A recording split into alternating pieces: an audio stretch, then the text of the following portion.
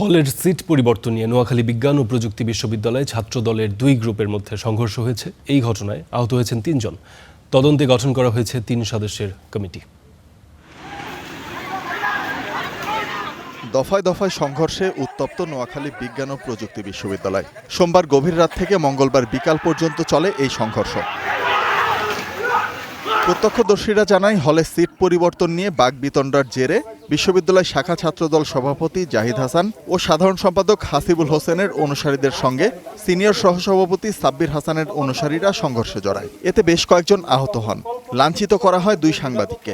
এ সময় আটক করা হয় বহিরাগত একজনকে। জাহিদুল ইসলামের অনুসারী আনিসুর রহমান সিফাত এবং কতিপয় বহিরাগত 50 থেকে 60 জন বহিরাগত দেশীয় অস্ত্রশস্ত্র সহ আমাদের এই ক্যাম্পাসের উপর হামলা চালায়। সেক্রেটারির নেতৃত্বে তারা আমাদের গেস্ট রুমে তারা অর্গানাইজ হয়ে মিটিং করে নির্দেশিত হয়ে 30-40 মিনিটের মাথায় আবার তারা সালামহল থেকে মালে করে সংঘবদ্ধভাবে এসে পরিকল্পিতভাবে ছাত্রদলের ছাত্র কল্যাণ বিষয়ক সম্পাদক আনিসুর রহমান সিফাতের উপর অতর্কিতভাবে হামলা চালায়।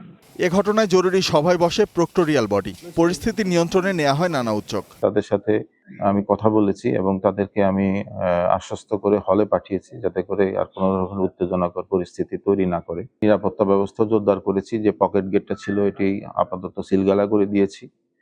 আর আমাদের মেইন গেট দিয়ে যাতে করে বহিরাগত কেউ প্রবেশ করতে না পারে সে ব্যবস্থা করেছি। এখানে সংঘর্ষের ঘটনায় 3 সদস্যের কমিটি গঠন করেছে বিশ্ববিদ্যালয় প্রশাসন।